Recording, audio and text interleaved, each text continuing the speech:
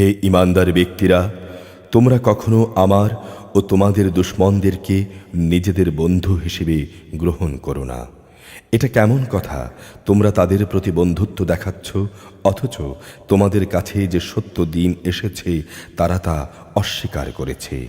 তারা আল্লাহর রসুল এবং তোমাদেরকে তোমাদের জন্মভূমি থেকে বের করে দিচ্ছে শুধু এই কারণে যে তোমরা তোমাদের রব আল্লাহর উপর ঈমান এনেছ।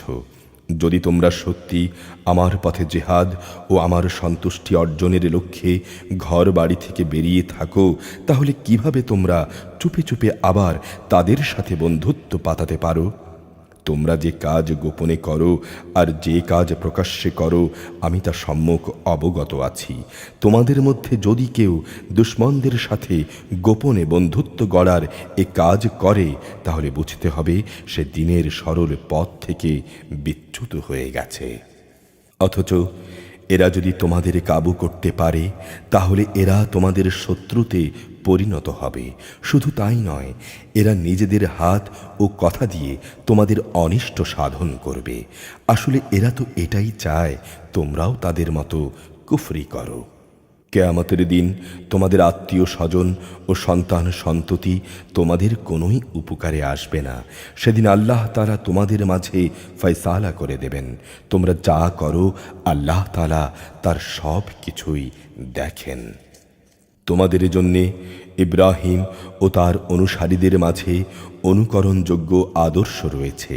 যখন তারা তাদের জাতিকে বলেছিল, আমরা তোমাদের থেকে এবং তোমরা যাদের আল্লাহর বদলে উপাসনা করো তাদের থেকে মুক্ত, আমরা তোমাদের এসব দেবতাদের অস্বীকার করি।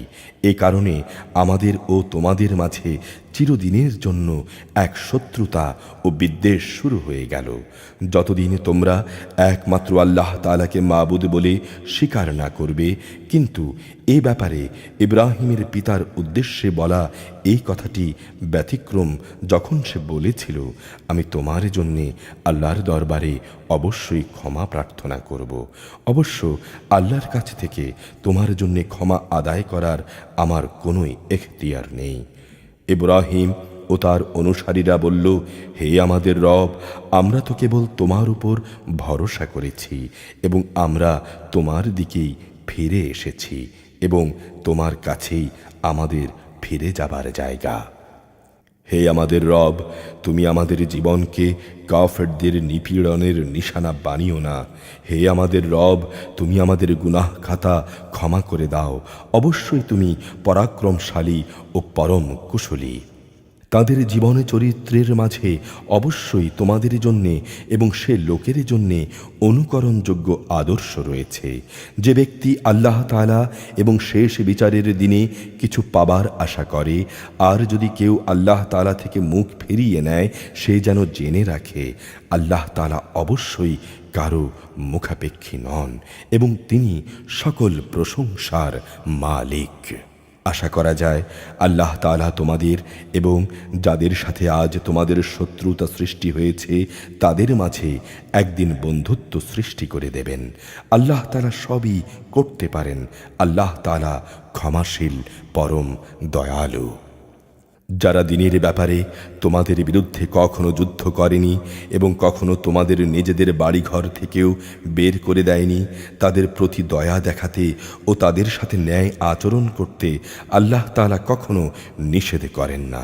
অবশ্যই আল্লাহ তাআলা ন্যায়পরায়ণদের ভালোবাসেন।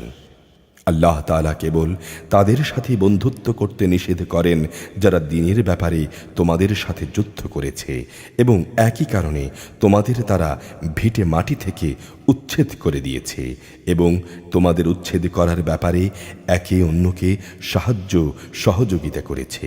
এরপরও যারা তাদের সাথে বন্ধুত্ব করবে তারা অবশ্যই জালেম। হে ঈমানদার ব্যক্তিরা, যখন কোনো ঈমানদার নারী হিজরত করে তোমাদের কাছে আসে, তখন তোমরা তাদের ঈমানের ব্যাপারটা ভালো করে পরখ করে নিও। যদিও তাদের ঈমানের বিষয়টা আল্লাহ তাআলাই ভালো জানেন। পরখ করার পর যদি তোমরা জানতে পারো তারা আসলেই ঈমানদার, তাহলে কোনো অবস্থায় তাদের তোমরা কাফেরদের কাছে ফেরত পাঠাবে না। কারণ যারা ঈমানদার নারী তারা তাদের কাফের স্বামীদের জন্যে আর কোনো অবস্থায় হালাল নয়, এবং যারা কাফের তারাও তাদের ঈমানদার স্ত্রীদের জন্যে হালাল নয়। এমতাবস্থায় তোমরা তাদের আগের স্বামীরা তাদের জন্যে যা খরচ করেছে তা ফেরত দিয়ে দিও। অতঃপর তোমরা যখন তাদের মোহর আদায় করে দেবে তখন তোমরা কেউ যদি তাদের বিয়ে করো তাহলে এতে তোমাদের কোনো গুনাহ হবে না। একইভাবে তোমরাও কাফের নারীদের সাথে দাম্পত্য সম্পর্ক বজায় রেখো না। এক্ষেত্রে তোমরা তাদের যে মোহর দিয়েছ তা তাদের থেকে চেয়ে নাও। একই নিয়মে যারা কাফের স্বামী তারা তাদের মুসলমান স্ত্রীদের যে মোহর দিয়েছে তাও ফেরত চেয়ে নেবে। এটাই হচ্ছে আল্লাহর বিধান। এভাবেই তিনি তোমাদের মাঝে এ বিষয়টির ফয়সালা করে দিয়েছেন। আর আল্লাহ তাআলা মহাজ্ঞানী ও পরম কুশলী।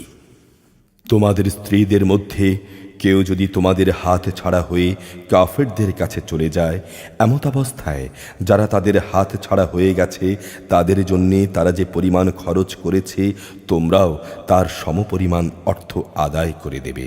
তোমরা সে আল্লাহ তাআলাকে ভয় করো যার উপরে তোমরা ঈমান এনেছ।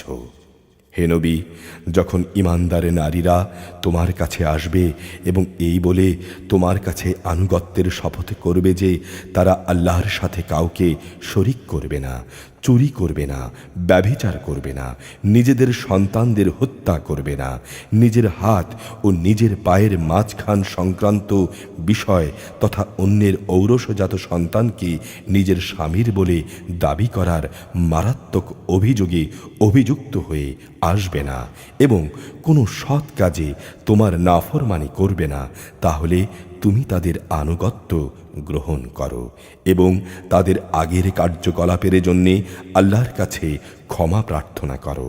আল্লাহ তাআলা অবশ্যই ক্ষমাশীল ও পরম দয়ালু। হে ঈমানদার ব্যক্তিরা, আল্লাহ তাআলা যে জাতির উপরে গজব দিয়েছেন তাদের সাথে বন্ধুত্ব করো না। তারা তো শেষ বিচারের দিন সম্পর্কে সেভাবেই নিরাশ হয়ে পড়েছে যেমনিভাবে কাফেররা তাদের কবরের সাথীদের ব্যাপারে হতাশ হয়ে গেছে।